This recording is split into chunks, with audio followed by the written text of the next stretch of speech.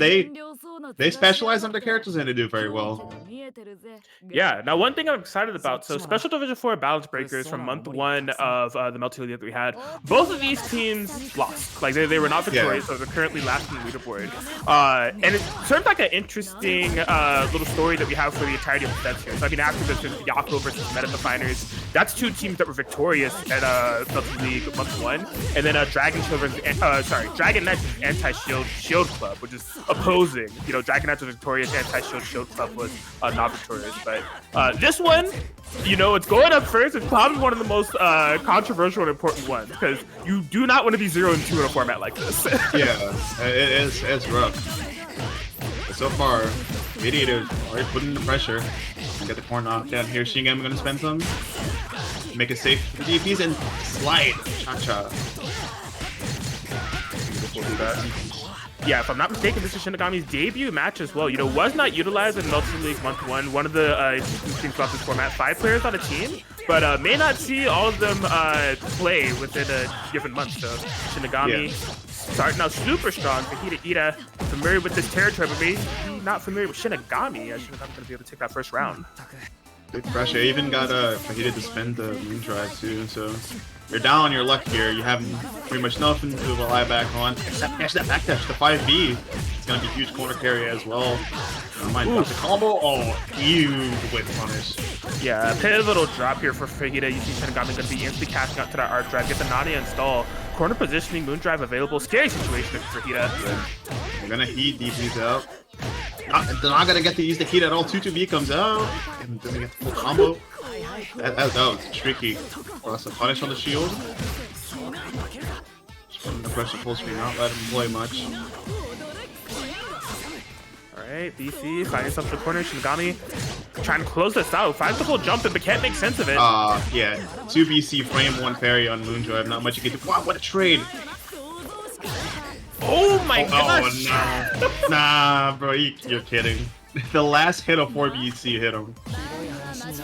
Jeez Louise. I mean, I give it up to Shinigami. You can really see how persistent they are trying to cover that space, not pull up in the full screen territory and like trying to ignore the nuns. But man, the last hit of that 4 BC, as you noted, is proving to be a big nuisance. Shinigami gonna catch it another arc drive.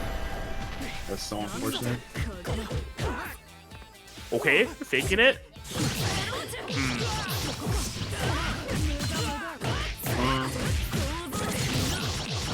Big chunk of damage. And you're gonna go for the EX here, get a little bit of boom drive back. Loving theory of route that doesn't finish back to the corner. Into the Strike No Blender you go. Moon drive spent. Nobody home for the throw. Yeah, Tech doesn't get punished. UBC, the kneel worked out for him in the end. He's gonna be the XCP, I guess, for the left right. Actually, he can't go left right here. Yeah, he's gonna go for air throw. No. Ooh, oh, the kneel! The kneel gets him, but no punish on the heat. In the corner, you do have moon drive, but 2-2-A thumbs out in the clutch, and Shinigami takes their first match. Yes, Shinigami looking extremely impressive. A little bit of flubs there on the latter hits. You know, there was multiple times where Shinigami had that game in the bag, but just couldn't quite find the proper confirms. But at the end of the day, what mattered was just like their overall mindset. Like I really love how sticky that they're playing against like FajitaEatah. Just like when they reset the neutral, just finding a way back in, whether it's going to be through the lariat, or it's going to be through jumping, or utilizing shield. I think keeping the matchup in that close quarters is keeping FajitaEatah in very uncomfortable territory. Shinigami is very good at using Shiki's air button, especially JB. You see a lot getting used by him. Just because, you know, it is already a great button. In the hands of Master, it becomes even better. Yes, 100%. Well, Shinigami for the debut Melty League match, up 1 game already. Got a shield. I think they wanted to commit to a punish on the moon skill. Just did not quite find it. 4BC is gonna get like charged with hate crimes or something. That shit has been very good for FajitaEatah so far. You know, just playing the keep away, meaty 5C charge, and just backdash that and go for a 2-4-2-6-8, and get all the way to the corner as long as there's no drops. You don't have a magic circuit, so you're gonna go for the basic setup here. Oh wow, the 3C, oh, actually the 2C whips doesn't get the anti-air. Shinigami now on the pressure. Ooh, beautiful. Yeah. On the books, that's gonna be Shinigami get himself a set point. Reminder, the first 2 matches we have are going to be first 2s, and then the last match between the teams is first to 3. So it's a lot on the line right now because it could mean a quick and easy win for balance breakers right now, especially not with that misdirection. Once more, like I said, the jump ins. Shinigami not committing too much. Shinigami should be got a clash. Oh my gosh. Getting back the turn. Clash once more. Oh, and the J, but no, confirmed. Whoa, that was tricky. I just blocked that. Making up right here. This goes for the shield. Oh, I guess the Spider-Man. Yeah, I'm loving this adaptation for FajitaEatah, right? You know, I was making note of how Shinigami makes the constant decision making in the close space. FajitaEatah, defensively, reactively, and a little bit preemptively, depending on what's going on, just covering the right parts of the screen so Shinigami can't get in for free. Really changed this matchup quite a bit. Yeah, interesting combo. Right? There was like 3 specials going on in a row there. Punish the two-way mash. Oh, gets the backdash 2-2B, but no combo. It should be a punish, yeah. Throw in. Just a throw punish. I wish there was a little bit more there, but FajitaEatah gonna be able to maintain life lead. Shinigami with the blood heat. Out for blood, trying to find a way in. Say now you take back, yeah. Go for 5C meaty. Oh, big fatal JC. This is gonna be huge because you get to build the meter here for the knockdown, right? No, you don't. Ooh, catches the backdash. Shinigami, do we pop Moondrive? What do we do? If I were you, I'd try to find a way to kill her right here, right now. 1 bar spin, another one. There you go. Well, just enough meter. Did not even spend Moondrive. Was just that confident. Got the kill there. There's still a little bit left. The whole OhniSScythe players on this team. So Jesus Christ. This is going to be one of them. Again, another Melty League debut in the form of Skyfarer. We did not get to see them within the month 1, but I can't wait to see Reaper too, I think. No, Reaper was here. No. Reaper was playing BYAKKO, so it's his match debut. Yep. I didn't get a nice hit in with the dive bomb. Drops it. Yeah, match is actually like pretty okay against Alco. I think we talked about this last time because I think it was also an Alco versus matchup, but Mash just has the tools to get rid of orbs and just chill in a neutral that could cause trouble, and you know, DP and all that good defensive options. So this character's not all bad against Alco.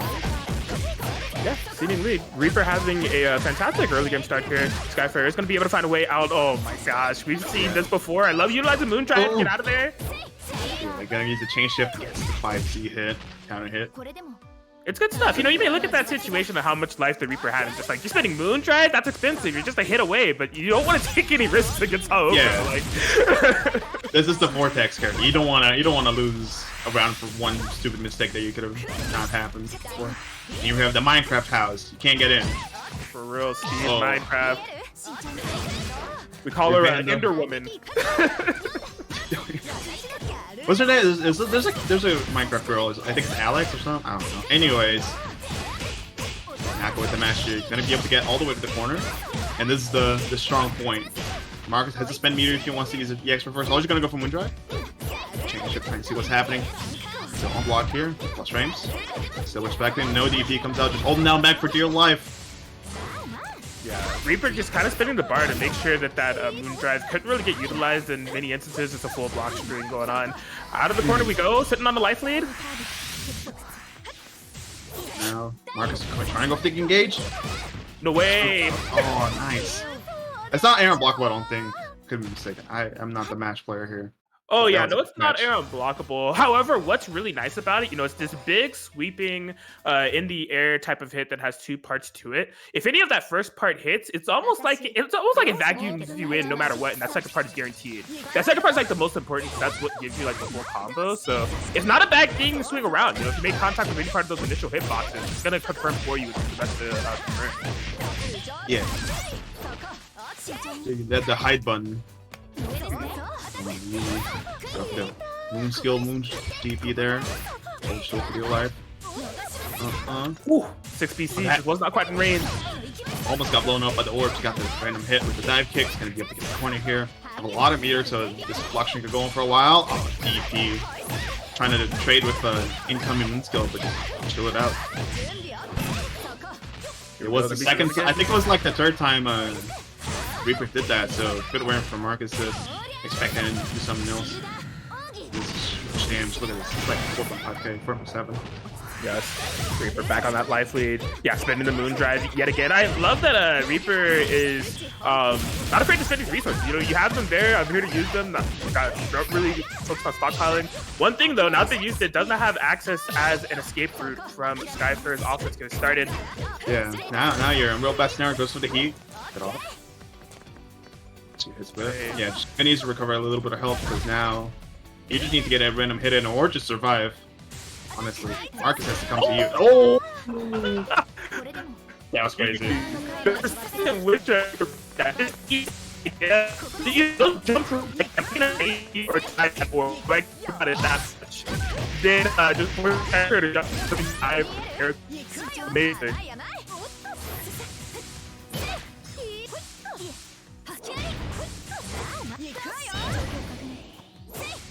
Okay, you became a robot for a second. I wasn't sure if I was on my end or so I didn't want to say this. Anywho. Hey, what a snipe the 2-2C. That's a huge start as well. EXR actually doesn't get too much off it. Gets knocked down into the bait off the heat. And this should basically be the round because now Reaper has no resources. You're in the corner against BYAKKO. Like, it's pretty much over. But you can still try and get a little bit of resources back or make Marcus spend them. You see it here. Nice JC clears out the orbs and gets the hit in. Down. And once more, that 4BC catching the backdash. And it ain't over until the bell is rung. Apparently, meets him in the air though. The rising JA. That was like Evo Japan classic. We saw that so much where that rising JA is capable of. Good ass button. DP. What? Okay, you're kind of him. And you get a combo off this. What is this damage? Why is it so well skilled? It was a TP starter. DP. See another DP starter combo. Yeah, but this one's more in line. 2.3k. Oh no. Overhead. Can't block them all. And this is gonna be one more hit for Reaper. Marcus, no moon drive, only heat, and yeah. Reaper with a 2-0 victory. That last round, what a sequence of things to get 4 touched by, right? 2 DP starters, a heat bait. Like Reaper was just completely in there when it came to get the win. But you know, the draw would be extremely valuable. Again, you don't want to go 0-2 in a format like this. So a lot on the line here for both sides, I feel. Whoever, if Rennala ends up losing his first 3, it means that Subdivision 4 is locked in as last place already. And it's not a good sight to see, especially if JurassicOri get a nice combo but drops in the JC. I believe we did see this matchup also on Evo JP. Oh no, are we robot again? Oh no. Anyhow. Yeah, the robot's coming in full strong, unless it's on my end. Hopefully it's not. Hopefully I'm not the robot. Anywho, swing in. Sequence of neutral. Oh my god, the backdashes. That was an interesting sequence of backdashes. Gonna get that beam. Face the projectiles there. Get knocked down here. And the force, yeah, already bright and strong. Not even gonna wait till last round. Just toss it out. Why not? Situation is so messed up. I mean, we've all been there. Just like that 4C, you know, can you react? Do you react? The mental stack's so high, but even if you block it, there's still more mix-ups to follow. It's just like, why is she like this? Come on here, please. This overhead block for Rennala. Defense on deck. Drives out from Ori. Doesn't get the full confirm off the rising JA. There's the falling button. Gonna get the full combo here into the orb. What are you seeing there? Blocks. Oh my god, I hate that. That made my skin shrivel. This should be the kill here. Rennala, strong first game. Not letting Ori play much at all. And this is a matchup where you're probably not gonna switch off of history, right? Versus Vlad is like, it's not gonna be much different. Especially on fire mode, you're gonna be at full disadvantage because your projectiles are so slow. Your buttons are not nice. You don't have good defense. All in JC or G. Fatal counter opener here for Rennala, looking to keep the game plan in motion. Instantly got the OS. Gonna be able to find the punish. No heat for you. And the oppression continues. Best of luck. Best of luck. That's all I have to say. Steps out. Nice tech. Doesn't matter. Rennala's on the house. He cannot block forever against this character. It's gonna be the kill in a little bit of bar. At least on the bright side, Ori does have a Moondrive here, has 2 bars of Magic Circuit, so it's not over. If you get a good hit like that, good JC and gets the full confirm as well. That was a very impressive confirm there for Ori. Messed up the ender, unfortunately. Related to the 60 a bit too much. Now, yeah, you're on. Yeah, punish the backdash. This is the Vortex character. You don't want to get hit once, so the round's basically over. And look at this. Look at this. No, could not quite find the full confirm. Still Rennala absolutely in the driver's seat. Ori, I don't blame you for going for the low shield there. Where's the kill though? Oh no. Oh my god. No. Not like this. Not like this. Oh, and big punish on 6BC, and you're gonna have to spin Archive here. And it's gonna be the fully charged. Oh, but the Vento! What is happening? The drops. I'm so lost here. Ori had the life lead. I don't know how this has become the situation that we're in. Rennala was 1 touch away. Yeah, DP is out. You get a little bit of a setup here. Not much. You don't have much meter. Tap shield. Still safe. Ori blocking for dear life right now. No outs. 4C. Don't get confirm off it because you don't have any orbs. And right there. Yeah. Oh boy, a little bit of maybe nerves coming in from both players there. Rennala could not find that initial confirm. Ori had like tons of like that full charge arc drive combo that Ori sets up. I feel like every time I see it, it does like 5k, but then just the rare whiff. Rennala though coming out on top, 1 game away from getting it for Special Vision 4. Tying things up, trying to at least. Big juicy fatal time. Doesn't get much off it. Doesn't even get the setup here because Moondrive comes out for Ori and you get the anti-air. Eat your cake. Shield Ward. Ori now with no Moondrive and no Magic Circuit to speak of. Nice bait on the heat. Alright, cut up. Oof! Oh my god! Oh my god, Rennala. You're disgusting. Got the assignment done of opening up, wanted some extra credit, opening, getting the 4C, left, right. What do you do against this character defensively besides panic? I don't understand. This is rough. This is rough. Your Magic Circle Rennala on set point right now, getting a nice hit in. It's gonna be start the Vortex. You got a lot of meter here. You got Moondrive, or not Moondrive. You got a lot of moons. Okay, goes with the heat. In the corner now, and you have a lot of time here to spend with your heat. Get much off it though. Ori backing up, shielded away, has the Moondrive activation available. That orb just approaching menacingly. Oh, nice run under, gets the 5A. Big combo here. 5E. Wow, that linger on the hitbox from F5E working out very well. One more hit for Ori here, and this could be the start of a huge comeback. Ooh. Oh, the Bento. Oh, I thought the Bento was gonna hit. Regardless, Moondrive, 6BC, get the full confirm. Ori finally taking a round. It's gonna be the start of something great, but you're starting off the next match with no meter, and Rennala is fully decked on Magic Circuit. Yeah, even blocking could be a death sentence. Exactly, yeah, one wrong decision just can lead to a snowball of death. The up-tech J8 fatal counter, almost having a full confirmation shortly thereafter. Push into the Bento. Hops from Ori. Alright, Ori starting to pick here. Beautiful moon skill utilization. Cutting off the air, setting up for the guard break. Plenty of meter here for Ori. Blocking, yeah, big punish, and that should be the game, barring any drops, yep. Ori making a comeback 2-1 right now. Just putting all the pieces together and really having a read on what Rennala wanted to do defensively and exposing it to a great degree. Ori just really kind of like snapping back in full form there. No drops to be seen. The reverse sweep still necessary. Rennala 1 game away, but Ori looking strong as ever within this set. And very composed there, especially, you know, your characters, the enemy you're fighting is BYAKKO, and they're on set point. Like one small mistake could mean the end. And just great proportion, one neutral every single time. I love how you autocorrect your statement. The character, oh wait, no, the enemy. BYAKKO. Yeah.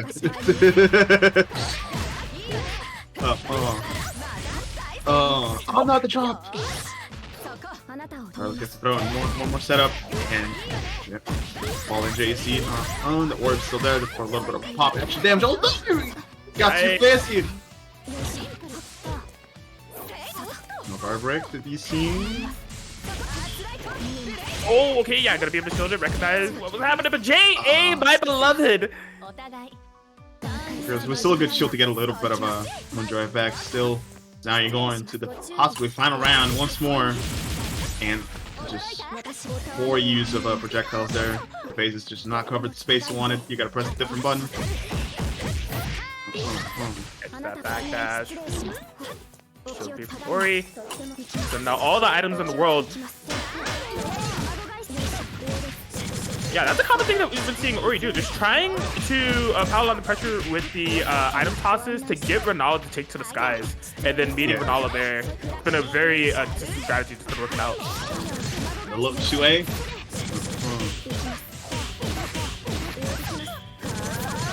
Here, going to set up the bento. One more hit for Ori. That's all they need, and the punish on the falling shield. Ori trying to keep themselves alive here. I'm loving it.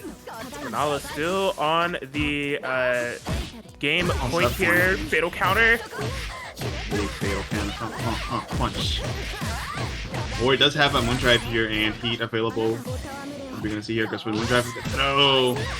Rennala gets a full combo off this. Why not? Why not? Beams.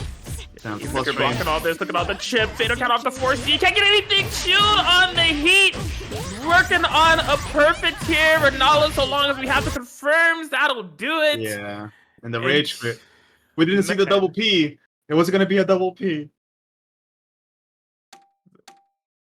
The balance breakers not going to be quite able to seal the dub. We'll be able to have a draw in Special Division 4. Not going 0-2. We'll have a draw on their end, as well as Rennala captain this team Special Division 4, able to seal the deal with the 3-1 victory over Ori. Oh boy. What a emotional stuff. Like, or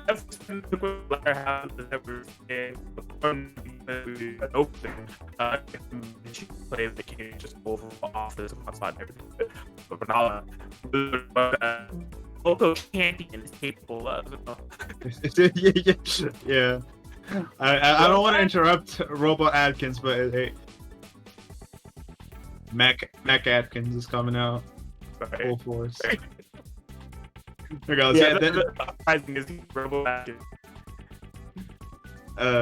All right, let's see if we can get some players here for the interview from the winning team. I thought technically the 2 winning teams, right? We can get a. Who are we getting here? Let me ask. Yeah. Which team?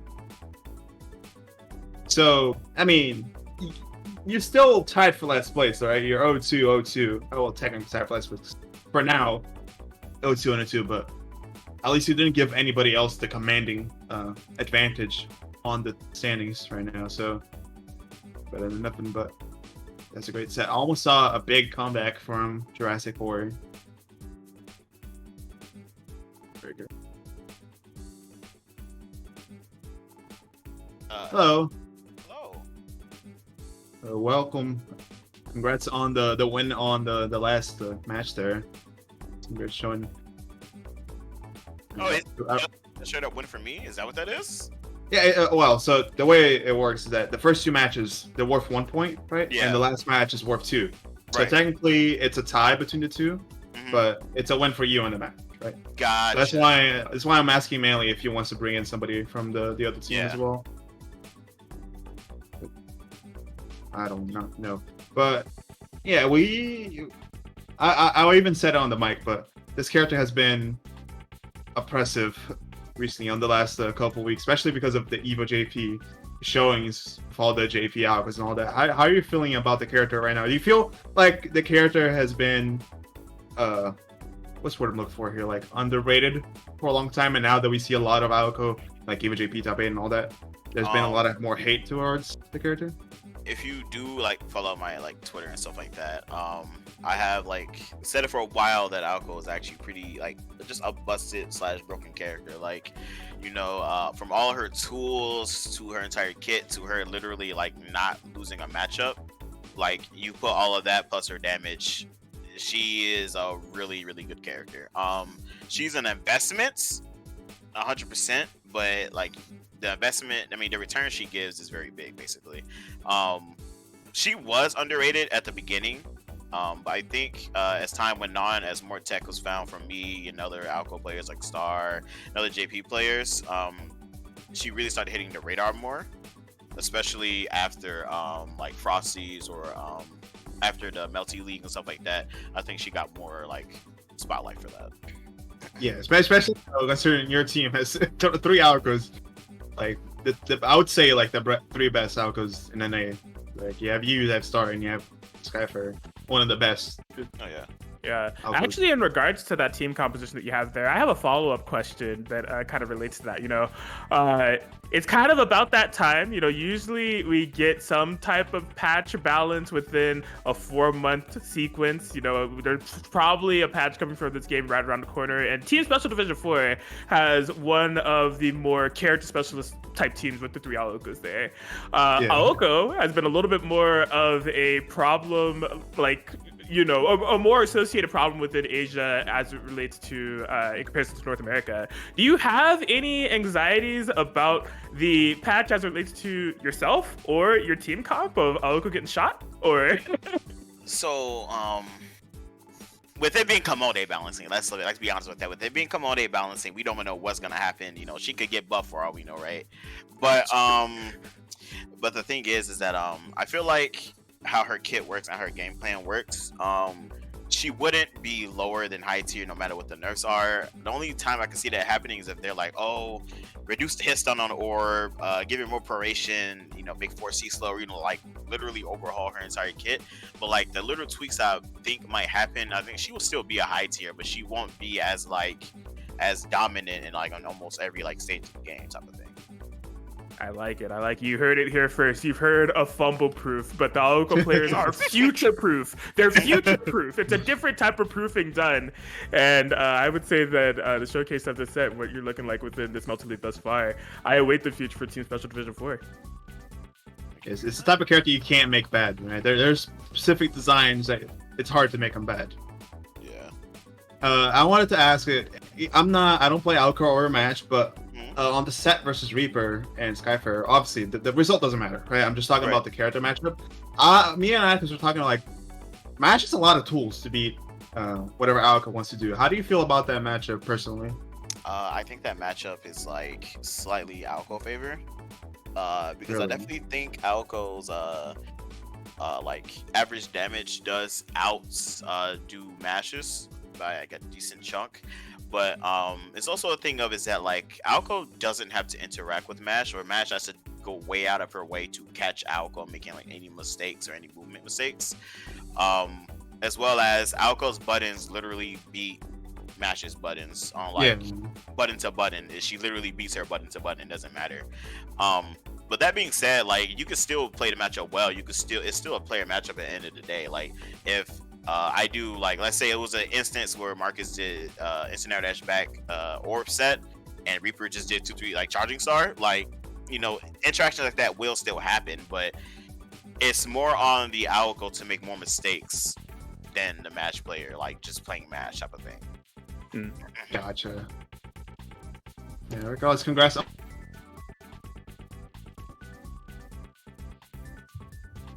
Thank you. Yeah, congrats on the W. Tied up, not 0-2 in the standings. Definitely looking forward to seeing what awaits Team Special Division 4 in the next month. All right. Thanks for having me. Have a good one, guys. You as well. Thank you.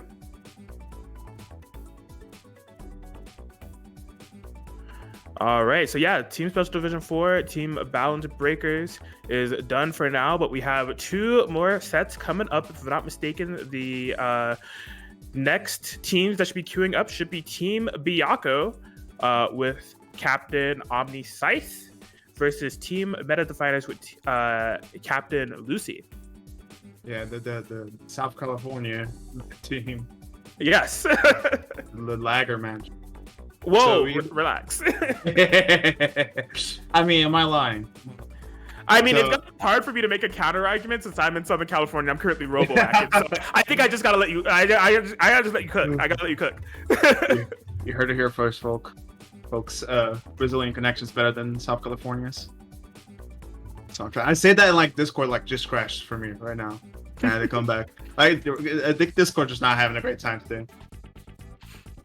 Another important thing is that on BYAKKO's team and OmniSScythe's team, Low apparently went MIA, so BKP is swapping in for them tonight. We might see him, might not. I am not too sure. We let know the players that they can come in, but the first matchup we're gonna have is gonna be Cowey from BYAKKO's team versus who is it? Nico Nico Mei from the Meta Definers. They should be ready to go whenever they want to join. I think I'll make sure they can come in. Nice. All right, I'm with it. Yeah, Cowey, we saw last month, was able to get a win on the board for their team, BYAKKO. Nico Nico Mei, we have not seen within Melty League yet. Now, I'm going to be really interested to see what Nico Nico Mei is bringing. I see them going to character select, so tournament set, they might be bringing out Arc, but I mentioned at the top of the stream, there have been a lot of players recently that have been kind of dipping with other characters. I know Nico has been putting in a lot of investment into Shiki lately. So I don't know how much recent practice they have with Arc. But, you know, it's like, maybe we'll gonna be able to pull it up then. Oh god, it's Robo Atkins is back. Oh. Sorry, I have to show. It is Shiki. It's a lone phantom. He's back. You know, honestly, a lot of those happened in the last.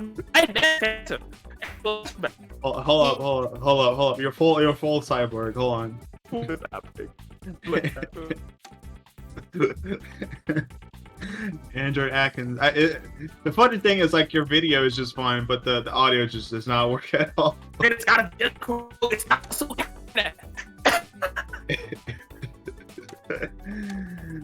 All right.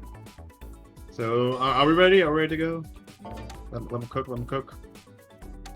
It is gonna be Nico is still on the arc. We're not gonna see the Phantom verse coming out.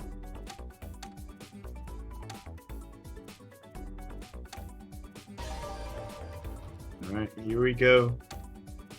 One funny fact I wanna inject here. We do have like stats for the last month. Cowey like did not tech throws at all. I'm looking here. He has like a 20% throw tech rate, that's kind of low for the type of Lumen Centers.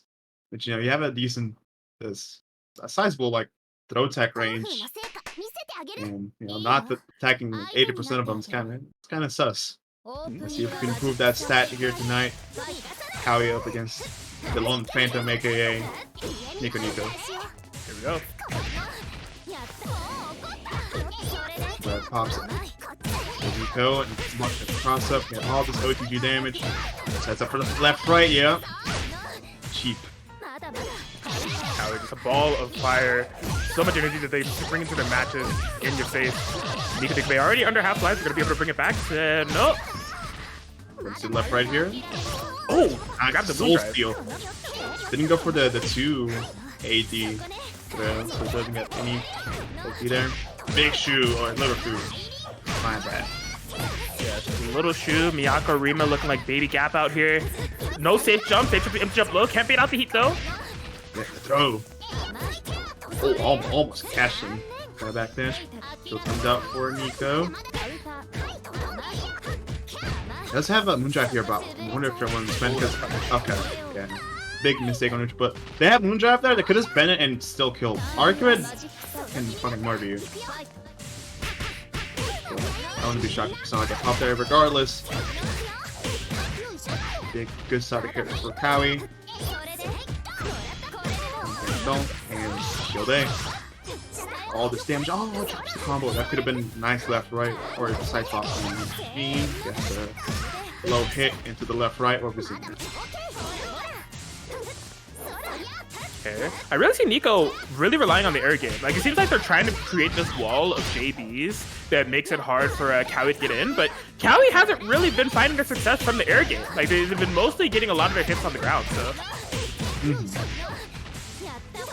I understand when you just... Oh, big punish. Doesn't matter if you have a omnidirectional DP. Oh, punish it regardless. Doesn't get the kill here? It does? Oh my god. Kept it getting kill. The JC in, but no combo, no fatal counter. No full screen. Low. Was the plus frames? Whoa! What was that hitbox?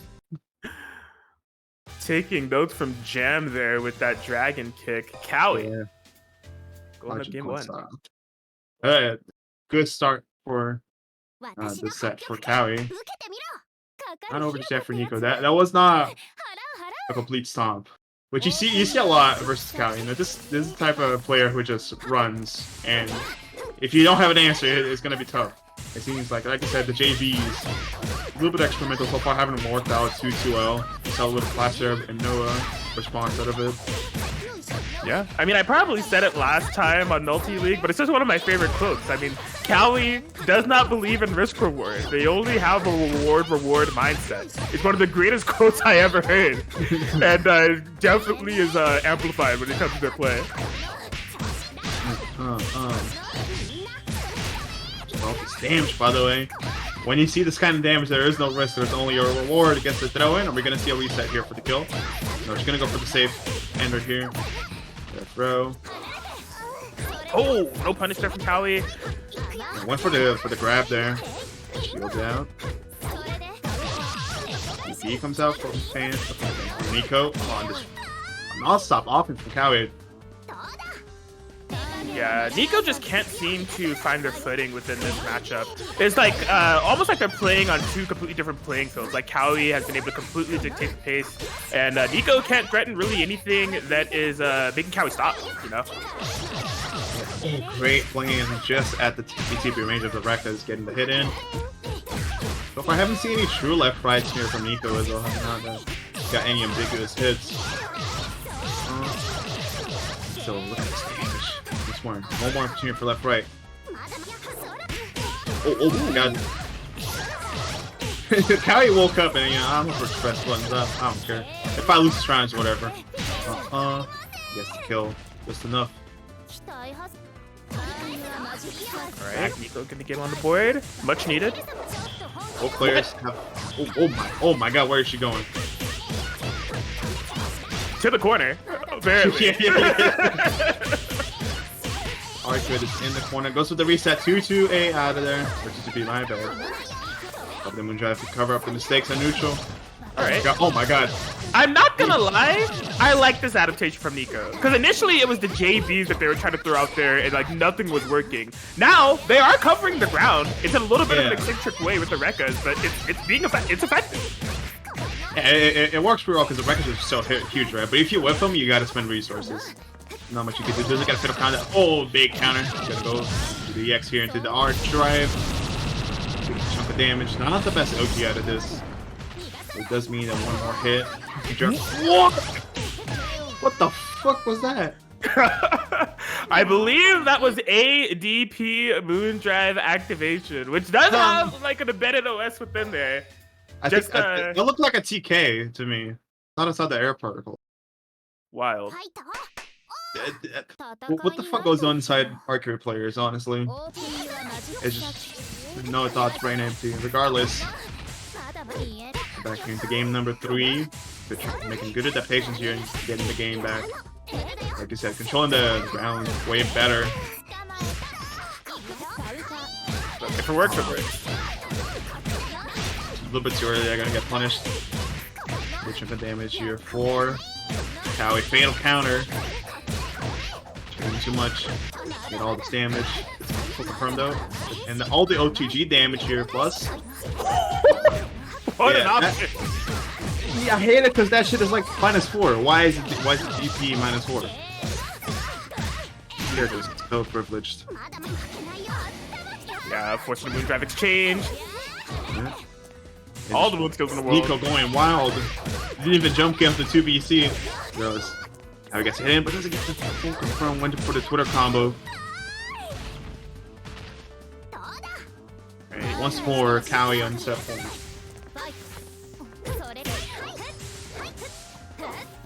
A lot of meter here for Nico, so any small hit can really do a big number with all the plus frames and all that. Yeah, so long as they're able to get started. Back into this corner, it feels like this has been Nico's home. No escape as a blood heat is going to be baited here for cowey. And all that blood heat is gone. No chance of last start, no chance of healing. Moon drive, gets no in. See a reset? No, we're gonna go for full combo. Ooh, what are you doing over My there? god. He's too small. He's simply too small. And the worst part is that Nico could just done 2BC. Answer to all of your questions. But I'm just curious if Lucy was sending up Raiden no matter what, or if Lucy instantaneously wanted to send out Raiden for the Wark mirrors, and that was the instant decision making. I'm not sure. it's for the content. Here we go. Raiden out there trying to tie things up. Nice start with the 2A. This matchup, I've not seen much of it, but it does not seem fun to play. Both characters just zipping around the screen, having just onion rings all around, 4 or 6Cs, Hates on the heat there. It should be a quick perfect for Bingus. No, not enough. Not even with the OGG. Ooh, challenges with the 2C. Just trying to make things happen here. Shield on shield. Spends the BC, but it's a hit. But not giving up just yet. Ending all of the moon on the BCs. Not stressing too much. Needs some, gets the 2C, but not confirmed. Wasn't ready for it. Yeah, blitzsprite had a couple of big hits, you know, based off that initial shield interaction and just a frame check that we saw at the latter interaction of that round. Not having the full combos there, so playing from a life deficit, not working out for the comeback, but here comes blitzsprite, getting the muscle memory flowing, combos going. Great 3C there for ANC. Meet the 5A. Jump scare. 2C, this should be a big hit, because that was 2CC. Not as much as I thought. I thought that would hurt me. This right now on the offense, not any response from Raiden. Except for that nice backdash. Because I'm like one and gets the combo here. Down heat activation, wants to try to get a chance to get the life lead here. Maybe via chip. No hits, but no problem. BC, gotta be able to block the B in time.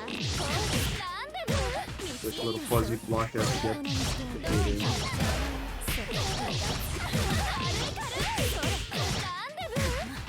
Slam down. Raiden just peppering in all these frame traps, all the reverse beats, trying to find the singular hit that can take down blitzsprite. Not off the clash! Oh my gosh. A lot of meter here for blitzsprite as well, so this upcoming block string. Oh, actually, just depends on the heat. Yeah, I understand. Oh, I guess not back. But no confirmed off of Raiden's hit. This should be the kill. Regardless. I knew when comes out. There it is. The Bingus. 1 win on the board. Fresh off the April 7th power-up. Looking good, looking good. In terms of the April 7th, Raiden just had a birthday. Just yesterday. Yeah. they became 21, right? Yes. Shout out, you can finally live life at its fullest. FGC Dojo does not endorse drinking, by the way. Second game.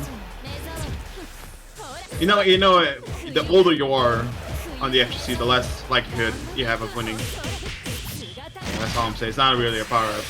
Okay, that's gonna be my OS forever now. Thank you for that. I mean, I'm not lying though.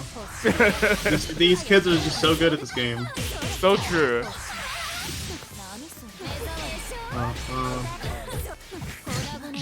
Man, I love using that BC as a movement option to just threaten a corner situation here. Right in. Oh, a nice punish on the with 5A. Do much damage here for Raiden. That should be the kill with that throw as well. Gotta be close. No.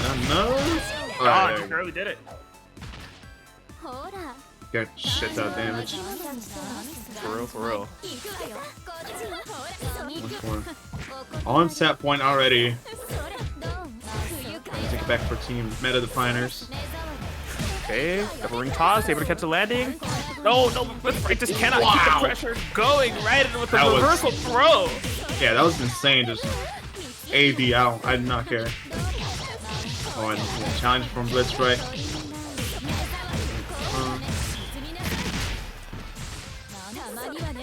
Left, right, nothing too scary. Now back for your life into BC. Nice, good delay. Get full combo here, and the corner. Oh no! Oh, okay. That happens to me all the time. That was all slashes. Top moon drive that you don't realize that the info actually went through the hitbox of the freaking heat. Yeah. Plus still, so you gotta hold all of this. blitzsprite, one more hit will do it for him once more. Plus frames, goes for the moon drive. Well, I guess clipped on the toes. Oh Love boy. to play because these two just play way too much against each other on like Hyde scenarios. Yes, 100% correct. One thing, shout outs to Manley one time. We have this spreadsheet of statistics they've been able to put together for all our players based off of matches that happened within month 1. OmniSScythe has a very high first hit rate.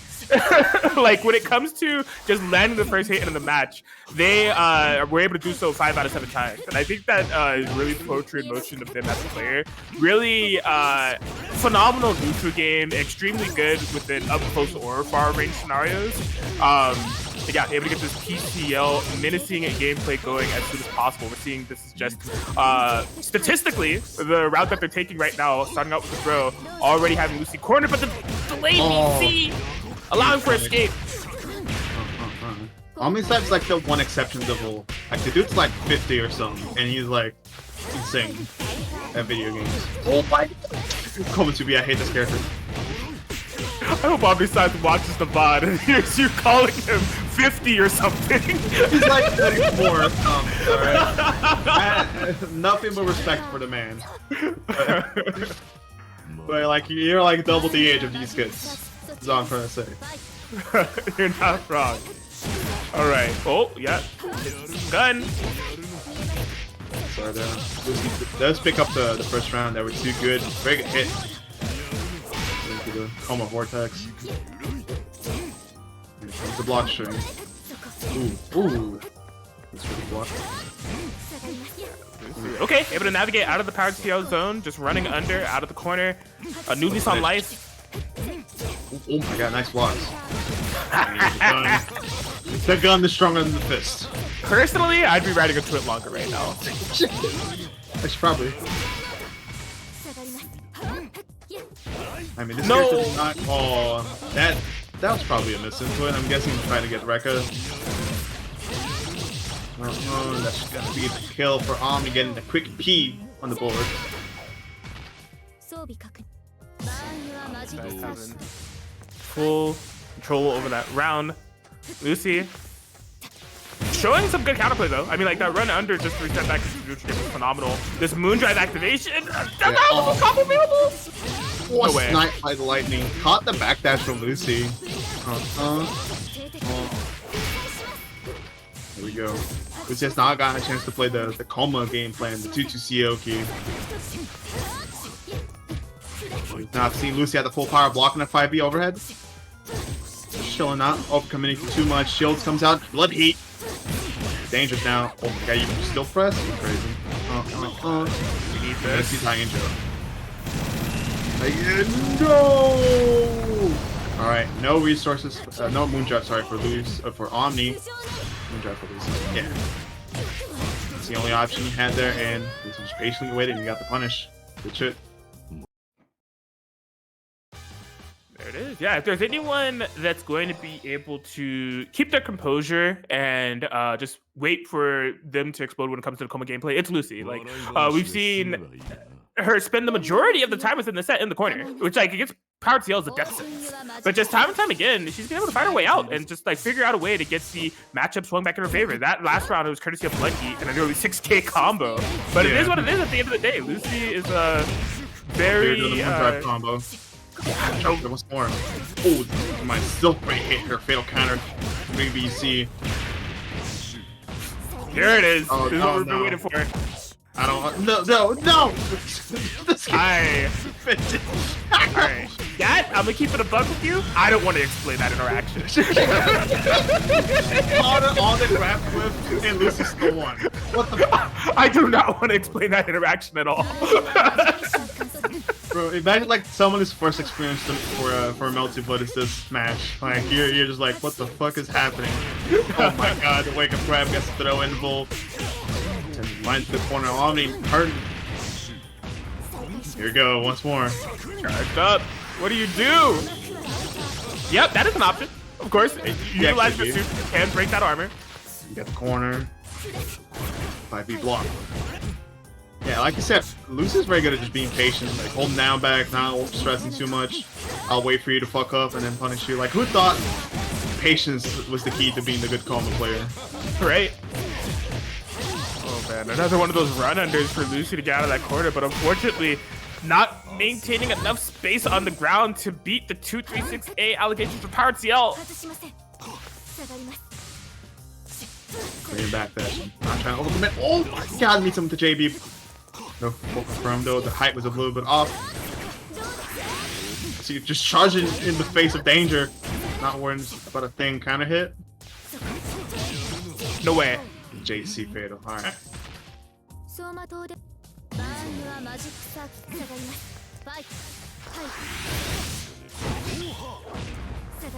Doesn't get much off the 236C. You're just not too much direction. You're neutral. Punishes the 2B with the record hit.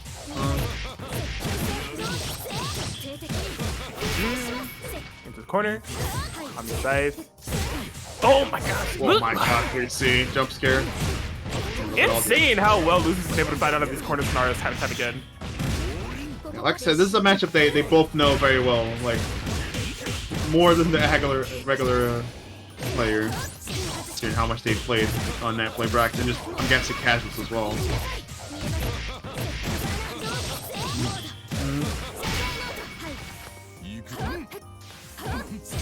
As you see. I mean, too much going for the BB to keep your pressure completely safe. God, what do you do? The Joker neutral B. Oh my god. No! Yeah. Still not the answer. Full shield A for the guaranteed punish. Arc drive for the cherry on top. The most dramatic arc drive.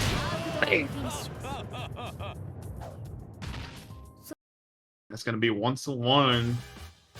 Like I said, a lot riding on this set. Whoever wins this puts their team at the top. Straight up. You really don't want to fumble right now. Yeah, you see the gears turning in Lucy's head, just trying to navigate the mid-range game. You trying to utilize Rekka, run up, dive kicks, jumps, anything to close the gap against powered CL, and having a little bit more trouble with it as of late. God. This character, yo. So stupid. No. 2-4 standard doesn't get much. Oki off the, oh my god, what an interaction with the EC there. With the Moondrive, look at all this damage and all the meter build, more importantly. Okay. Heat. The heat breaks the armor. ADP, so you still got the jump cancel option. So in the middle. Ooh, navigating neutral. Doesn't get much hit off of that, but does get a little bit of damage in. Catch the air. Moondrive. Once more, we're seeing the Moondrive combos. And all that meter goes to Sioki. Oh, and half shield not gonna work out. Big punish here. Lucy should take the game or this round. What calls for next? Next is what you will get. 1 round away from Lucy being able to go up in the set. Ooh. That was a huge drop. That was gonna build you so much. Actually, yeah, fool me, but that was gonna do this on them CP whips. Yeah, Lucy desperately trying to reclaim that momentum that she once had, but just nobody home. OmniSScythe. Back to Gel you go. No way. Oh my god. Yeah, I hate these two characters. What the? Like creative mode. What the fuck? I don't even know what's happening. I commentate this game like every week and I still don't understand what Coma does sometimes, man.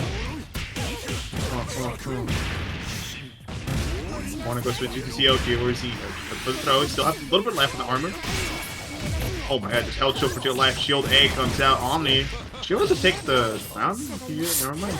No pickup! No! That really hit? That's insane. That's such a huge hit too, because Lucy spent Moon Drive on this scenario. And Omni's had coal resources. Lucy no moon, but these amount of magic circuit here. Trying to build back the resources with the charge. Plus frames. Trying to force a response from Lucy. Patiently waiting. Oh, he tries to go for the air block, but like, watch out, TGC! Oh my, oh my. So smart, getting the armor break in between the clash frames. OmniSScythe. Look at this, look at this. Oh my, oh my. Here's like do backflip shit, the gun. We're in for the throw. Omni. Oh my gosh, OmniSScythe. You escape from one corner, I put you in another. The same gameplay being emulated on the left side of the screen. Moon Drive, do we have these? Are we gonna kill?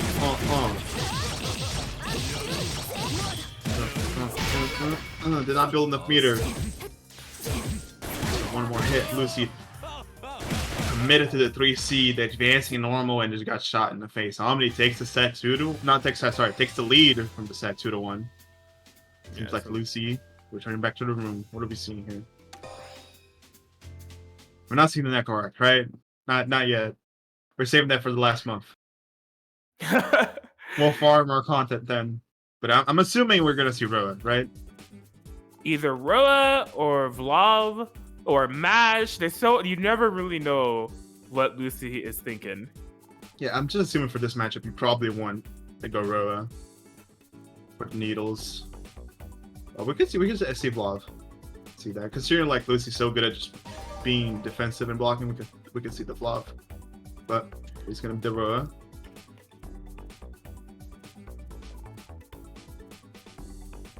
We did see Roa last time, right? I believe the last set on the first month was Lucy on Roa versus Safe's Vlav.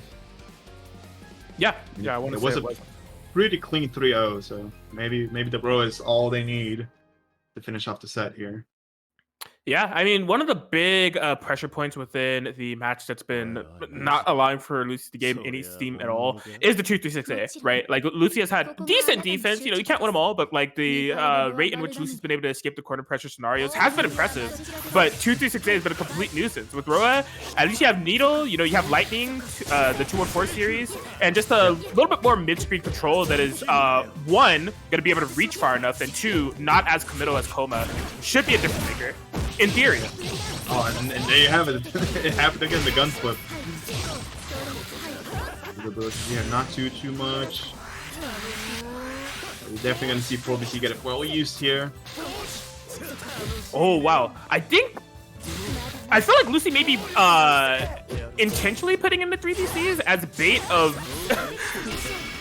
4BC, but not actually committing to it and making OmniSScythe with shield. I'm just going out on a hunch on that's what's happening.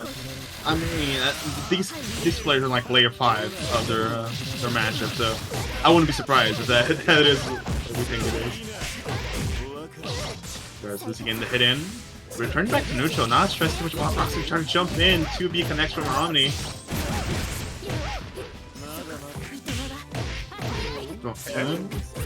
Down.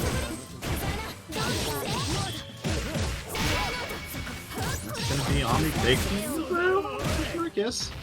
OTG damage coming through. Lucy. Not over just yet, you know, you're still warming up to the character swap. Oh my gosh, that pesky 5A powered CL and here calls him for the fatal counter. Back in gel we go. The heat. Yeah, I truly think that's what's going on. Just like this happens so consistently now, and the whiff 3DC every time on reaction, OmniSScythe is whiffing that shield, which is significant. You're peppering in the ideology that OmniSScythe should be afraid of shielding in neutral, and wasting a little bit of moon as well. Yeah, I mean, if you have moon drive, then just throw it out, I guess.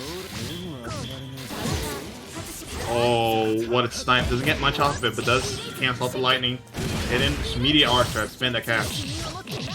Let the heat go to waste. Omni, one more hit to go, I think, with the moon drive active. Depending on the hit you get. If like DP comes out, not much off of it. Oh no! Backdash. What is happening? Just desperately trying to get that last magic circuit, maybe. Yeah. Just couldn't get any space.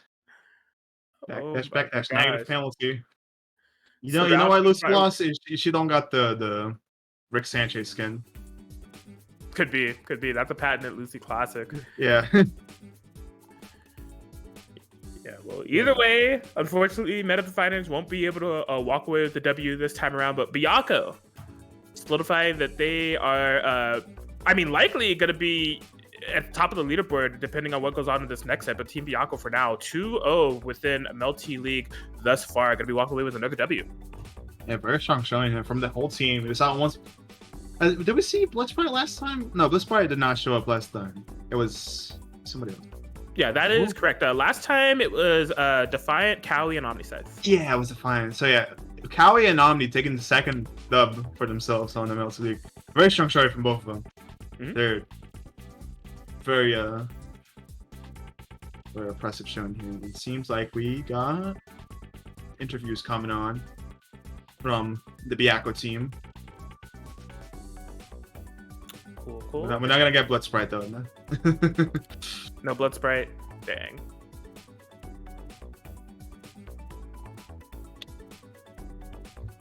Yellow. Hello. Hey. Welcome back, Omni, for like the second time in the Melty League here in the interview section. Oh yeah, it's getting comfortable. That's for sure. Congrats on the second win overall on the Melty League for the both of us. For the both of you, sorry. blitzsprite, hello. Hello.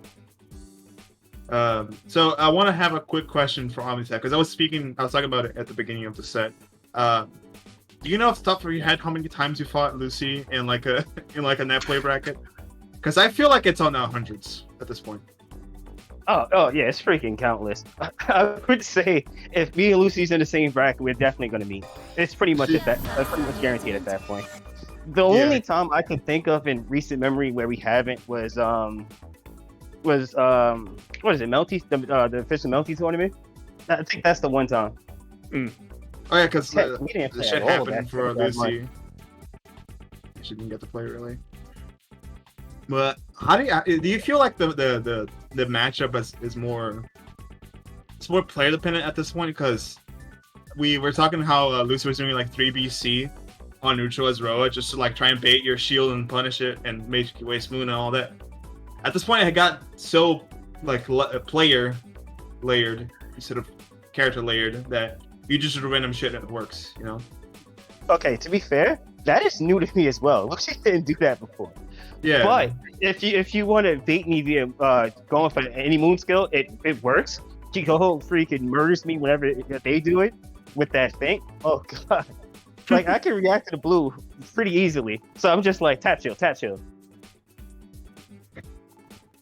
Yeah, it was an interesting strat. I hadn't seen it before. I like saw it happen the first two times. I was like, is it an input error? But when I saw the third time, I was like, no, this is like legitimately a strat. It was getting like consistent results too. So, yeah, you brought up Kikoho doing it since Red Arc has access to the Fate and did not actually put a hitbox out there. That seems like it could be pretty annoying. Yeah. Oh yeah, I think in recent memory, I remember Dave Rennala doing orb. Like moon skill to like not only bait my shield but get a free out whenever it was like cornered. It's kind of a ridiculous option in like the current meta. If you have like a move like that where you're not really committing too hard. Cool stuff, cool stuff. Well, yeah, Team BYAKKO, you're up 2 wins. All right. As of now, we got to figure out for the entirety of the month 2 showcase here to see if you're going to be alone on that island in first place or if somebody will be able to join you within time for the first place slot. So at this point, you know, being able to get into the finals and maybe having that top seed when it comes to the finals is looking like it could be a reality. How confident is everybody feeling about the next 2 matchups that await, or like the potential team matches that can happen? Is there any players that you're looking to play, looking to avoid? Well, I'm looking forward to potentially playing Masoma, since I feel like depending on how everything goes, that's probably gonna be our next set. Mm-hmm. Yeah, we can't say for sure, but it is one of the sets upcoming. That's for sure. Just hope Dante's don't get any buff from now until then. I think we got the worst 2 out of the way. We got the West Coast team out of the way, and now we got Yeah. the Alco team out of the way. I'm okay with fighting everybody else. But Lucy's team and Rennala team, I just wanted to get past that shit. I didn't want to play them anymore. I understand wholeheartedly, honestly. The light at the end of the tunnel is shining bright now that West Coast and our local allegations have been beaten. Yeah. So, Cowey, on your set, we were talking about how Nico was just like preemptively throwing JB out in the air, just like control the airspace, and you just stood your ground. Like, you did not commit to anything, and it just worked out. Was that like just intentional? Like, I'm just not gonna jump in and punish your landing or whatever? So like in the past, fighting like Wark and Arcuid in general, I've like ran into it so many times. I've like given up, but I'm also very stubborn, so I challenge sometimes, and sometimes I just pick my battles. That's it. I understand. That's it. It's very difficult to deal with for BYAKKO, but the correct choice is usually do not fight back. Yeah, you know, JB is just so obnoxious. I'll put it that. I'll use that word. You just throw it out, and like BYAKKO does not have the big buttons to deal with it. You know, JB sometimes may trade, but then the second if JB comes out, and you just die.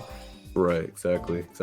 I mean, what BYAKKO could do is she could like press JC or JB early, in if she's expecting to get JB'd by Arc, but you know, that could blow up in your face too. So it's a bit of an RPS there.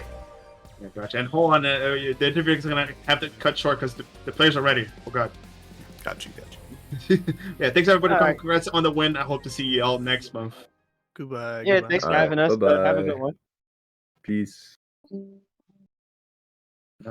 We did not get much time to say, but it is going to be Flame X versus Hyde here, the Roa mirror, to start off our next match.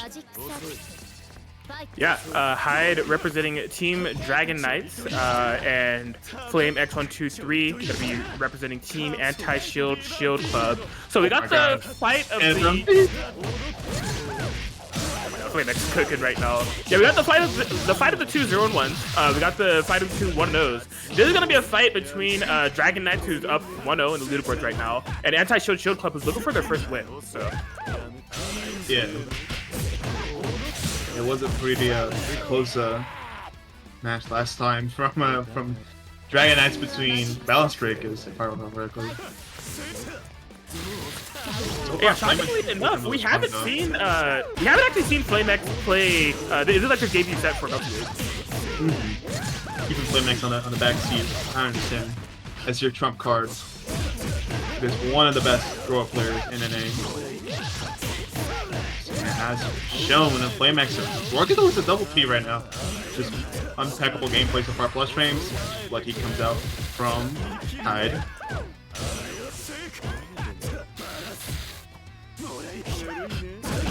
It's over. Gets counter hit. First hit from Hyde, but doesn't get much off of it. Counter hit. Fourth Flame X here is going to be able to get all this damage here in the corner. You have full resources.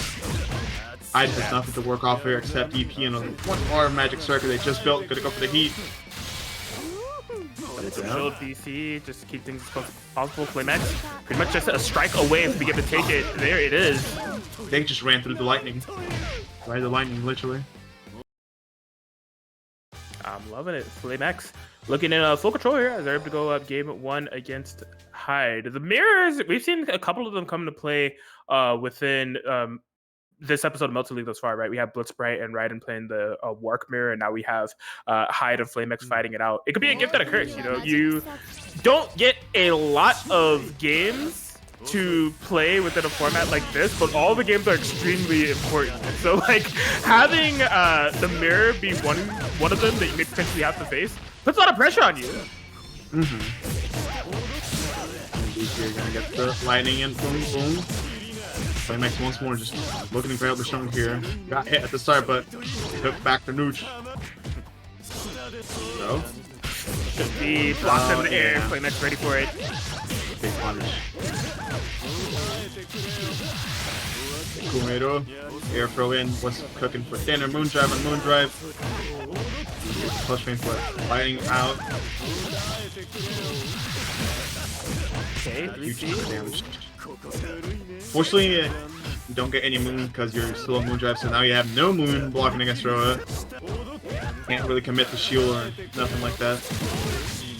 He's out. Not enough to kill the Wizard DP starter. Yeah, solid chunk of damage. Out of the corner we go. Oh, I think they thought that it was going to cross up, want to get a 2-1-4C, but ended up staying in the front. Free punish here for Hyde. Very unfortunate scenario. Either that or they fucked up the OS. Actually, no, the OS doesn't start lightning. So. Oh, yeah, that's a good point. That could have also been what happened. Yeah, but I don't think the OS starts with 236E. I could be mistaken. I don't play Roa, but I know there's no OS with 236C, and like, it covers heat, it covers EP, and all that. Right. Really good against Coma. Regardless, FlameX back on the driver's seat, shaving off the mistake. Cornerback. Well, no punish on the with 5C. Away. FlameX does have moon drive, so should be spending those moon skills. 3C enter. Oh, Hyde looking to poke out. God. Dagger pressure for days. Gonna be able to find a fatal hit. Extremely significant. Yeah, heat activation. Try to even up the life bars as much as possible. FlameX in the corner. Corner to corner. Pressure carry. Oh, this is enough to kill. Do the crunch numbers. Get the abacus. I think it was enough if they. Man. Oh my god, I can't. Okay. They crunched the numbers and they got the kill. That was. Oh my god, that was insane. You know what? I like it because FlameX probably could have killed with an arc drive route, but because they did that type of route and still split the 3 bars, there were a bunch of hits in between that allowed for them to like gain more bar. That's one of those like tournament combos that you do to just be as optimal as possible. Didn't they also like get a bunch of moon because it did so many X moves? Like if you did an arc drive, you get two moons, right? If you do 3 X moves, you get 3 moons. So like that's hyper optimal for FlameX. And right now, talking about optimal, Hyde's already 1 hit away from death here. Drive comes out, no response. Gets split by the second hit of 6C, and that should be the end. FlameX takes it 2-0. Very quick set here. Cementing the count among because that's the character they've been cooking up recently with. And the Sheik was kind of surprised, but yeah, the count I understand against the matchup. It is probably better than the Shiki. Even though the character is not as high up, I've been it's Dante's hater on Twitter. I've been saying this character is the worst in Echo Arc and shit, but I'm understanding the pick here. Wow, Moondrive activation in neutral. That's a interesting one. You're not gonna have access to that should Luna get started, but regardless, still got make really good use of the moon. You got the nice BC in there to revert back to neutral. Got 2 nice 6BC hits in. Damage just a bit. Charge heat for the maximum amount of heat time, although you are full life. This is like the worst circumstance. I mean, Tripp kind of used all the resources offensively and extremely early. And now, yikes.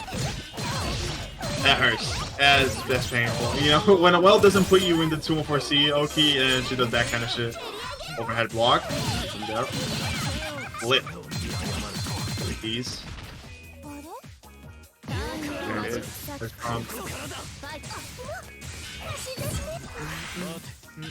Okay. Oh my god, beautiful match with these 6 BCs time and time again.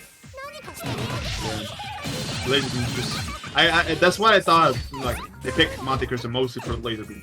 That's the neutral option against the NRL just doing shit at full screen. As long as you don't whiff 2 through 6B and die for it. Nice punish to 5B. Be a bit optimal here. No, it doesn't get the run up 2B. Safe. Yep. Get the air super. That knockdown. Look for left, right. Breaks the low shield. Nice. Bars throughout. He gets full combo here.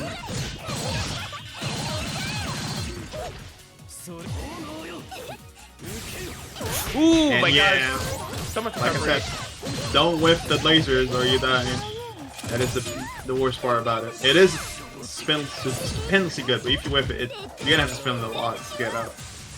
Back that's out of the BC or BC. Alright, slowly but surely being pushed to this corner here. Able to find the reversal to A. This should be it for Tripp. And you can beat Demon into spin meter.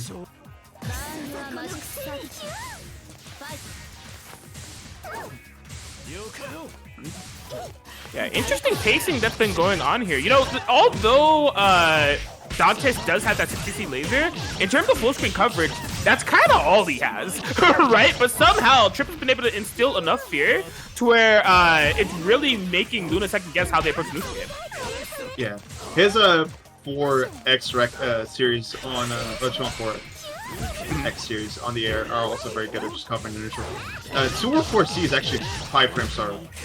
Like, it's ridiculously fast. So you can use it for like a quick punish in the air. Good coverage in the air. Seems like it's working out so far. Gonna get the 56. Yeah.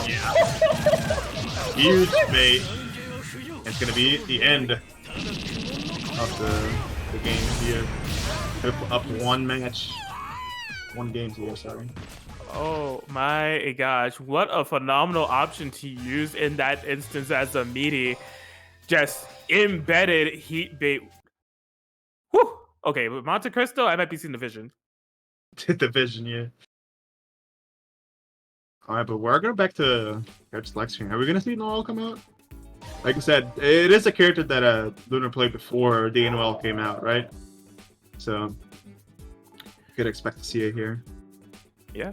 Okay. All right. Listen. So I was starting to see the Edmund Dantes vision, but now I see the Noelle Azome bias coming into play. Love this character. Love seeing her do well, and Luna is definitely one of the leading ones that we have within North America. So gonna be relying on her. I am interested to see how this works out, right? Because just because of how, as I said, just with the mere presence of laser, it really slows down any type of fireballs that that Apostle could potentially throw out. So it's gonna be taking a little bit of a different ideology and approach here with the regular Noelle. Yeah, you just throw off projectiles for free as Noel. Nice hit in. Is on the driver's seat, on the full pressure to block that JA. Much. You know, we love Noelle 2B. We love it. Yeah, anti-air trips 4BC there. Block the mix. It's caught by the TKP. No reset incoming, just gonna go for left right here. And get the other side 5A hit. That's gonna be the round for Luna. There it is. And you already see how the Noelle switch is really kind of turning everything on its head. Has access to these phenomenal air-to-airs, the 2B, the amount of range that Noelle is able to cover, extremely significant. Huge. This is top 1 versus bottom 1. That's all I'm trying to say. Anywho. Oh, huge punish on the shield. Yeah, you have no moon. Tap shields are gonna freaking hurt. No, gonna go for the left right once more. Blocked. Plus frames. Bro, that instant air black key is so insanely plus. And yeah, that's gonna be the end of the game. Very quick game here, tying it up 1-1. The Noelle surely has been working out so far, but now Tripp does have a chance to counterpick if they choose to do so. And Tripp has a lot of characters up their sleeve, so yeah, we're gonna see a switch. We could see Shiki, we could see Roa, we could even see Vlad, for all we know, and Mario. So I mean, I wouldn't be surprised about anything they throw at me. Yeah, I'm thinking about the matchups. I imagine like either Mario or Vlad would come out. Those are the characters that would do probably the best against Noelle.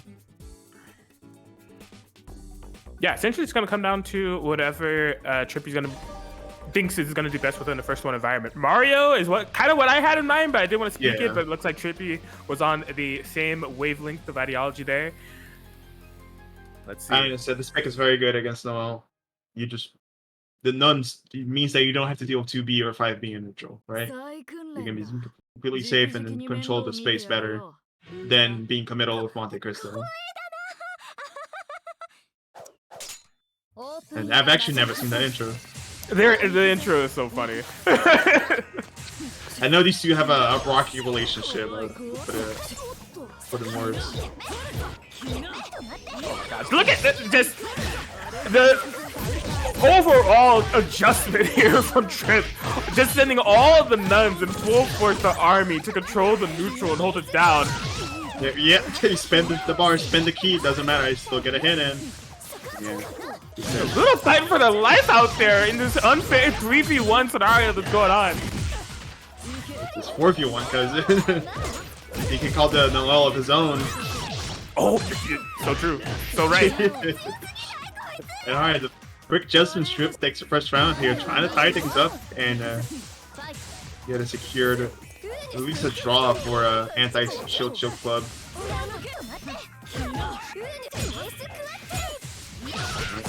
He gets it finally. Alright. But now that Luna's Noel has jumped the gap and got into the corner here, it's gonna be tough for Tripp to get out. No moondrop to speak of. You do have a heat hit. Oh my god, 5A! Forgot names here. Launche. Oh, yeah.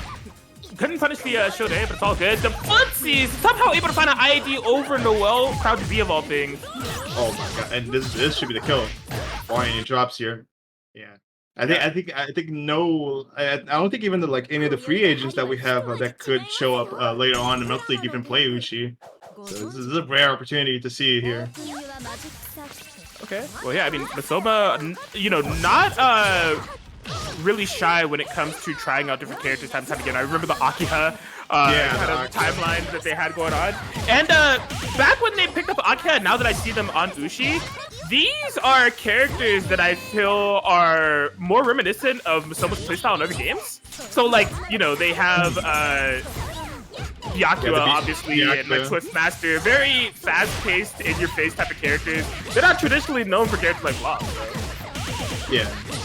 Blob's kind of the outlier here, especially it is technically his best performing character in all the FGs that he plays. He does very well on Uni, but the most wins come from Blob on Melty. Regardless, the Uchi so far worked out pretty well here. The hit-in and the 2A. Soma looking good with the Uchi thus far. Gonna be able to get that round one. Also, the lowest Kohaku warrior here so far on the teams. I believe is the only one that plays Kohaku or mates. Except for Ori who plays D3. Nice time with the pressure.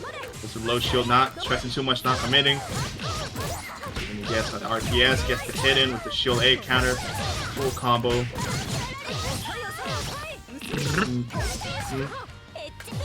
We'll see. Just throw nice. Oh my gosh, what a fatal counter. What in the world? That was huge from... She was still in range. Yeah. They got sword nose. Hit in. Send up a 3 touch here. This might be what we see, depending on if you get a drop here or not. So we're taking the first game. Yeah, DrackMae, I mean, always known for the really zany type of options that they choose in the neutral game. Sometimes they'll just set up plant, sometimes they'll just set up the fire plant or anything trying to catch their opponent off guard. But also something that is emblematic of DrackMae's play is the Oki game. The plant Oki usually kind of snowballs into victory, but someone's had amazing defense around it. And just with a simple, knockdown left-right strike throw within Uchi thus far, it's been proving extremely detrimental for DrackMae. Yeah, and I'm wondering, how much experience do you have on this matchup as a Kohaku player? You did not see this character very much online or in brackets at all. So I wonder how much of this matchup knowledge that they're getting hit with. It's just Masoma good Masoma thing. Nice, yes, 2B in. It's going to be a huge start for DrackMae here. I'm probably going to go for the safe heat here because it does mean we survive an extra hit. No, I'm going to go for the plant. Go for the throw. Nice. Beats out the throw or the shield. Oh, invisibility from the Molotov. Phenomenal stuff. Yeah, just keeping it extremely short. Just 2k damage, but the Oki is what's important. Beam. Nice. And then you keep all this heat for the next match. Right? Like I said, the Oki. One hit and straight hit neutral off the 2B, one of the Kohaku's best buttons. Yeah, it's gonna be a confidence builder for DrackMae. You know, just a proof of concept that your game plan can work against Masoma. In the plant. Fuzzy jump with the shield. It's not gonna have much off if this skip Oki situation. Shield that. Whoa! Oh my god, phenomenal delayed BC, but just couldn't find the pickup afterwards. Gonna be rewarded with another hit here off the fatal counter though. Twirling the broom. No knockdown, are you? Wow! Oh, the plant's flying. You get the cross up. Yeah, that shit's cheap.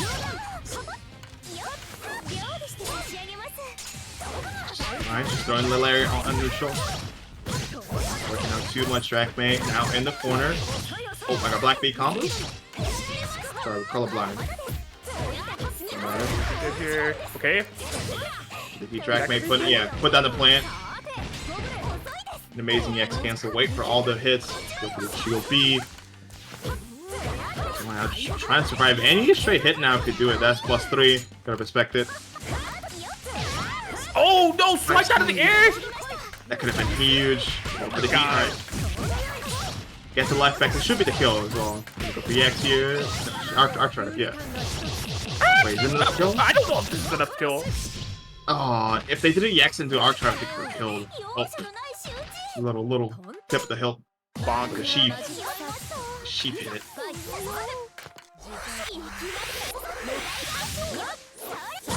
But not doesn't get much off it. Focus with the 5B. I'm trying to figure out what to call that little airborne swipe that Ushi does, because it's not a DP. There is no invul when it comes to that swipe, but I mean, it is an upward little slash. It's an anti-air. Yeah. It can hit like overhead or something, or cross up. It has some whackness to it that you gotta be aware of. And as a combo starter, it's like infinitely good. Throw in the air. Oh! Teleport. Nothing personnel, kid. Teleports behind you, Masoma. Looking good with this Ushi thus far. Needs one more win, and just like that, Team Dragon Knights could guarantee a tie situation within this matchup. Yeah, it does mean that BYAKKO is already standing at the top, right? BYAKKO is already the leading team, but you don't want to be down on your luck. Like you won on month 1, so you at least want to tie, right? Keep up the high status. Don't give up just yet. Because the top 2 wins, or the top 2 teams, do get the best seeding on the final month. Yeah, that is what we're looking for. Okay, the clash. The exchange doesn't get much off at DrackMae from that plant. Trying to catch Masoma pressing buttons in neutral with the 236B. Oh my god, yeah, Masoma's not gonna stop. I mean, like, on block, there hasn't been much of an answer, and on hit, it's been leading to, I mean, a good amount of how they've been able to get the majority of damage in this set thus far. So look at that 4.5k off of the anti-air. That's huge. Oh, that was tricky to block. He gets the hit, no meter, so you don't get the greatest knockdown here. Run up 2A. Double counters. Someone fuzzy mashing for dear life. It's first round. Trying to not go out just yet. Anti-shield club. Oh man, that knockdown with the JC would have been the clutch with the plant below. But DrackMae, here it is. Set up Oki shop, baiting out shield all day, every day. 3 throws, 3 strikes are out. DrackMae may have a dub in sight. Finishes the touches with the combo. Perfect. Gets a perfect on the board as well. That's got to be a huge confidence boost. Masoma sticking out with the Ushi. I love to see some high level play of the character we don't see too often. And we get to see actually from both sides. You see the Kohaku and the Ushi. Character you don't see too often. You know, these for at least Kohaku is like top of class. Like you're not gonna see a better Kohaku than DrackMae most likely. Yeah, DrackMae is such a treat to watch. I mean, really a treat that we get to see them within a first to three setting within the context of Melty League. So, ooh, gets the shield on the moon skill. That's a massive punish with BC follow up from DrackMae. Before it gets knocked down here, it's Toki time, baby. The media 5B doesn't get much off it, but does keep the block string going here. Plus, shield all that. It's out of the corner, and now some up. Oh my god, just 6C. Oh, okay, I feel you. Gets the punch.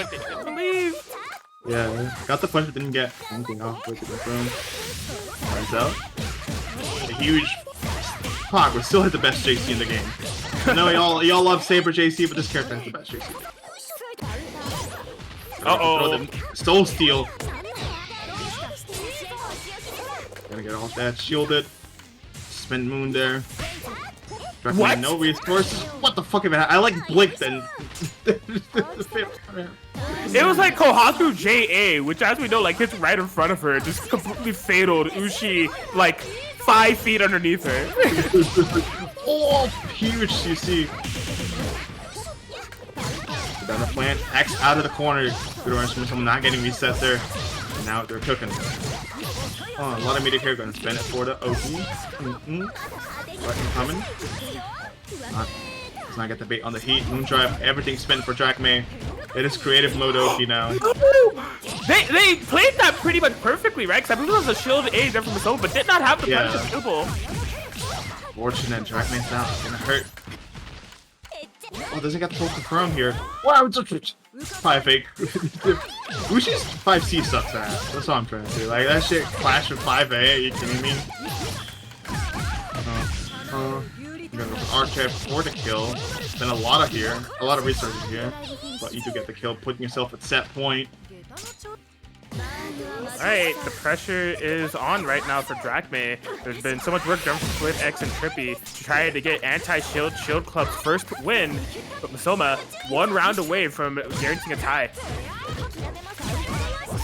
Oh, counter hit.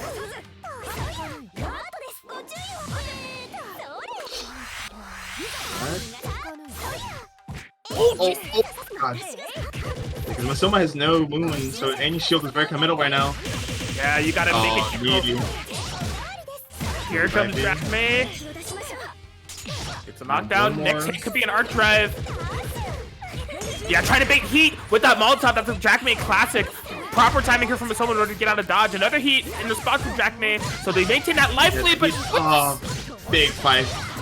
From Masoma is going to put you in the corner. Don't have any resource here to get the knockdown, so you're just going to have to settle with Fair Pro. Put on the pressure. That's plus. Respect it. Oh, I should have a little bit too long. Oh, and they got the reset. And this is going to hurt because now you're 1 punch away from death, and someone's going to get the EX here. Moon Drive available as well. Wake up! Fix contact! What the fuck? DrackMae. I love you. Alright, Moon Drive is actually, gonna go for it. 4BC. Oh, no, that's so unfortunate. You made the right call, jump canceling, but he's doing it. They tried to jump cancel shield to get the punish on 4BC, and it just straight up did not make contact. Masoma will be able to get the 3-1 victory. Our Kohaku babyface DrackMae making all the right moves, but could not get the W, looking like Cody Rhodes at WrestleMania. My heart. But Masoma getting the W there for Dragon Knights is going to be guaranteeing a tie on the standings. So Dragon Knights still has not taken any losses, but will have a draw on the record. And as you said, BYAKKO going to be sitting at the top there with the 2-0 when it comes to the full standings. 3 there in first place. Yeah, well, are we gonna see any of the players up for a quick little interview? Yes. But yeah, that was such a sick set between the two of them. I love the gameplay from both the characters. Both characters, we don't get to see too often. DrackMae is the stand-in for the Kohaku representation in the Melty League, and they did very well. Honestly, considering the Titan you're going up against, Masoma, you did very well. So you gotta be happy about that performance. Put a great show. Unfortunately, that last little interaction was kind of unfortunate. I'm not gonna lie. Yeah, the pacing definitely felt like we could have went into a game 5 territory.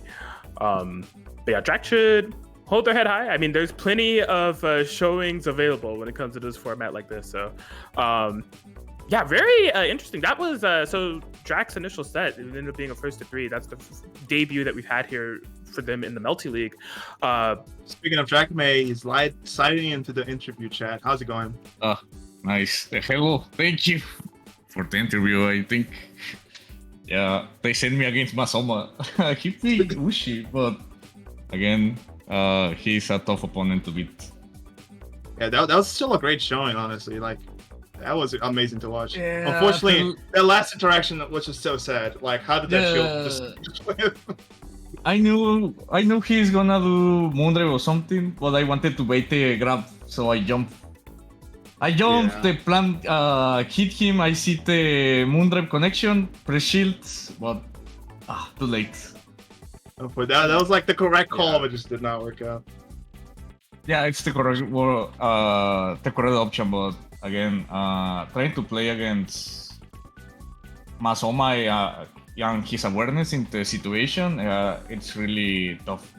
So, congrats to him for playing Ushi, a character without DP, which is kinda more easy to do Planoki.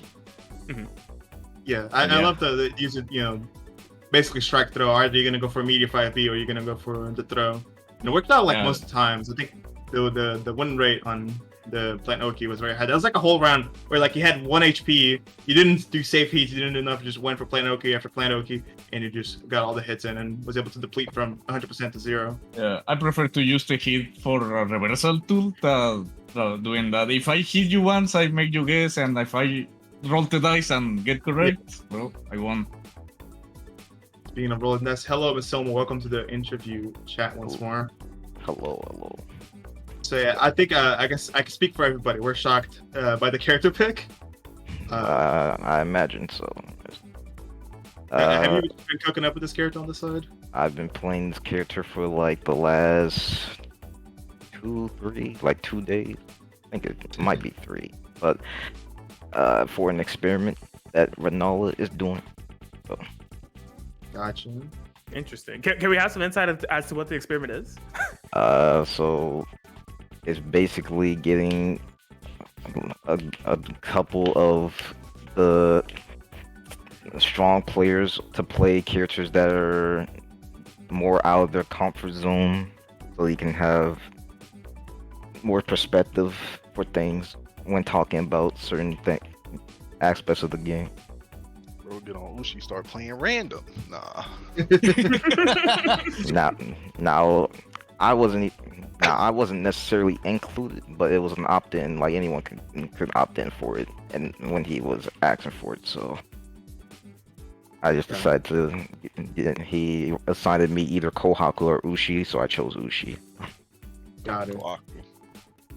We could have seen a Kohaku mirror. That's a crazy timeline to think about. But so I wanted to ask you, since that's what the experiment is, playing characters out of your comfort zone. I was noting on commentary, we've seen you cycle through a ton of different like side picks in the past. There's that Akiha timeline that you were going through. But the thing I've always noticed is like some of the characters that I've seen you going into the side territory with don't have too many like differences from characters that we've seen you play in other games, like BYAKKO and Swift Master of sorts. Like, do you see any value like within the side character swap of going into something that fits you a little more deeply, or like are you tending away from Valve in these how deep we are within the game now? Like, what is your idea like stance on side characters? I mean, the main reason I pick side characters is mainly for fun, but I do think it also makes me better as a player overall, and even transferring what I learned from a character to my main character typically is something that will happen even if the character isn't necessarily the same, doesn't even play the same way or has a lot of different tools. There's still things that you can take from that experience and put on another character, I feel. I see. At this moment, do you consider Vlav or Dantes to be your main? Well, there were no changes announced, so I'm going back to Vlog full time for Evos. So. Yeah, understandable. Honestly. Only one of those characters are in the game. I can't lie to you. You can't lie to me, Tripp. I just saw you play Dante's with my own 2 eyes. I mean, it was a blank slot just moving across the screen on my side of things. I can't lie. I mean, to be fair, you did switch to Mario for the dub. Yeah, I mean, Tripp, I guess while you're here, we were also noting for you, you're one of the wild card picks within this format because we've seen you play 3 total characters within just 2 sets. What's like your ideology when it comes to a matchup by matchup basis? Do you like go into it saying like I'm feeling like this, or do you have a counter pick kind of set up for the entirety of the cast? Like, what's your mindset there? Ain't gonna lie, I just get bored with some characters and I just play whoever. It's not really like I'm gonna pick this character for this matchup. It's just who do I feel like playing. But I'm not playing Dante's in the wall. That shit is garbage. I can't lie. That shit is impossible to win. I understand wholeheartedly. But yeah, we were talking about like how I felt the Mario pick was more like, I have to only win 1 game to win the set. So I'm just gonna pick Mario and like kind of wildcard it through. Yeah, I picked the speed run option. No disrespect to Lunar. I had to pick the speed run option. I get my food and eat. You feel me? I'm saying wholeheartedly. Yeah, congrats to everybody. Tripp and Masoma on the win. Hope to see more of y'all thank next you all time. for interviewing. Hey, real quick before we do a couple plugs here, I do want to talk this over because there's been a little bit of confusion. So when 2 teams draw, right? So let's say one team wins the first 2 games, they earn a point apiece from those 2 games, right? Equaling 2 points. And then let's say match 3 comes on, they win 2 points in the whole first to 3. That'll have both teams drawn at 2 points apiece. There is no tiebreaker there. That's just a draw for both teams. And we're moving on after that. At the end of the season, whether you won or you draw may come back later as a tiebreaker for seeding purposes, but for time purposes, just in the regular season right now, we're just moving forward with a draw. I see. I see. I don't know what that means, but I'll see when the time. Hey, man. If you want the TLDR, you just win your sets. Yeah. They all count. Got you. That's And one more thing too, we have gone through, we've collected stats for the entire first month of games. I have a bunch of stats, first hit rates, neutral interactions, successful shield counts, how often you have successful defensive heats, your Moondrive win rates, a whole bunch of other stats. I have all of those collected for the first month. I'm going to collect them for the second month. We're going to post them up on our player stats page so you can get an in-depth analysis of every single player that has played thus far in the league, and you can track their stats as it goes on through on the website as well. You said negative shield count? Successful shield rates. Oh, successful. To get to it, negative 14. I want to go over some PSA awards we have right here. We have Panic Shield Anonymous Award winners from last month here. What do we got? I see. Nice. But first place last month, top shielder, we had Hyde, I believe, right? Yeah. Yep, Hyde completed 16 out of 19 of his shields to win the PSA award. Second place runner-up, we had Raiden, completed 11 out of 18 shields, so that's 18 shield attempts in his 2 games last month. And then third place was Lucy, with 14 out of 17 shield rate. Some other stats I just want to mention from last month that I thought were funny. Masoma in his set versus Vlov, 10 out of 10 successful defensive heat rate. I knew it was 100%. Yeah. And I mean, you wake up, you heat, you get it 10 out of 10 times, free game, right? It's crazy. Another cool thing to mention too was in Masoma and Scrot's set, they played neutral so much. We had 37 neutral interactions between them. Second place was just 18 neutral interactions between OmniSScythe and Star Underscore. Another fun fact from last month, when Lucy beat Safe 3-0 last month, Lucy only got the first hit in 1 out of 6 rounds and only won 3 out of 10 neutral interactions in their 3-0 win over Safe. So those are just some fun stats from last month. I'm gonna tally them up. We're gonna get them on the website, and it'll be funny to move forward. Thank you, Manly. RPS on wake up and get the hit instead. That's great. I think the funny part is I'm pretty sure Lucy played Vlov and not Vlov, Raw in the set last month. Yeah, the whole 3 games was you're right. My fault, OG. Does not take a single opportunity to roast Coma. I feel it. That should you said what, huh? Does not miss a single opportunity to roast Coma. I love it. Oh. I understand wholeheartedly. I was like speaking during the Lucy set. Every single interaction was just like, what the fuck? Why does Garrett get to do that? Etc. etc. All right. Do the casters have plugs? Yes, actually, we do have plugs. Oh, we got the Luna coming in. You know, I did not know that this was happening. Yeah, sorry, I didn't mean to welcome to the interview room. Yeah, y'all. Bro, shut up. Okay. Let's move on with these plugs, though. Gat, what do we have coming up for you? So over at the FGC Dojo, we did like last year, like the end of last year, we did like combo contests for Dragon Ball and Guilty Gear, which is like our main games before Melty, and we wanted to do one for Melty as well. So if Poxy can put shit on the screen, it's gonna be a combo contest. You can submit your combos to me, and I'm gonna put them up on this channel later on the month. I'm gonna get a bunch of judges and all that. We're gonna rate your combos, and whoever does the best combo, we're gonna have a small prize for you. And you get to share your sauce, basically. Your sauce, you've been cooking it for locals or majors or whatever. You want to put it on the big screen, you can do it right here. And yeah, it's gonna be pretty cool. I hope to see some good combos. Remember my nether Vlov routes. Yeah, combo expression. All right, Atkins. Well, I'm cracking Atkins. As far as my socials, I'm not showing any of them. You don't want to watch my Twitch stream. All I do is play Fire Emblem. But I am a part of Plus Fame GG. This is an insane month going on for us. Honestly, just follow the Twitter. We have a whole bunch of exhibitions and tournaments that are coming up soon.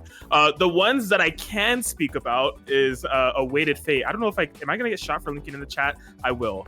But we have a big regional that's coming up at the end of the month, April 29th in Riverside, California, at Riverside Game Lab. A whole bunch of anime titles. It's a Blaze Blue celebration with multiple type of unit is on the lineup. So if you can come out, it would be cool to see you. But if you can't, be sure to tune in.